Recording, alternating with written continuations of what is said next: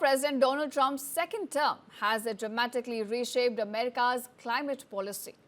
Ever since he returned to the White House in the January of this year, Donald Trump has reversed several environmental measures which were taken by former President Joe Biden. So here's a report on how the politics around climate issues is now shaping up in the United States.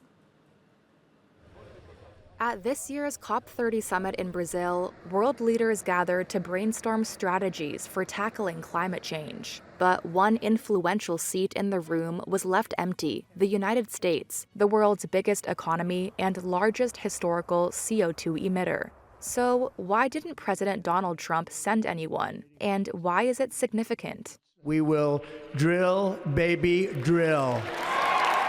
Trump's return to the White House in January 2025 triggered a sweeping rollback of U.S. climate policy.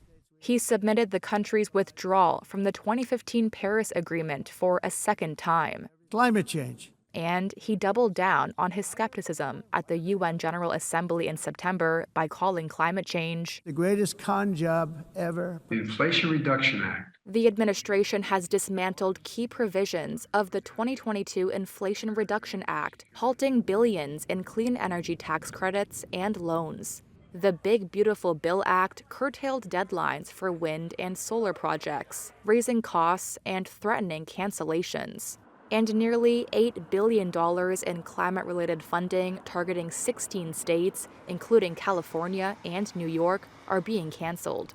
I call it liquid gold under our feet. Trump revived his energy dominance agenda by opening federal lands for oil, gas, and coal extraction and prioritizing fossil fuel incentives over renewables.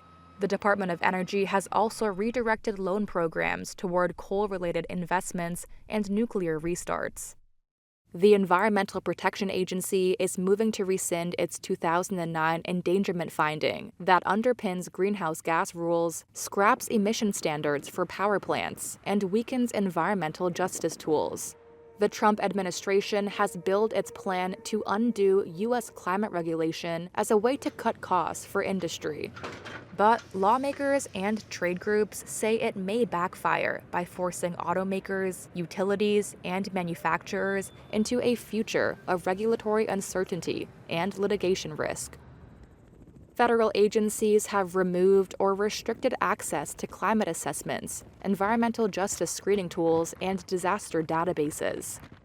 NOAA stopped updating billion-dollar disaster data, and the U.S. Global Change Research Program site went offline.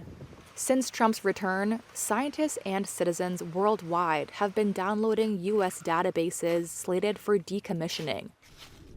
Analysts warn these changes could derail U.S. emissions targets and slow the clean energy transition while increasing costs for utilities and consumers.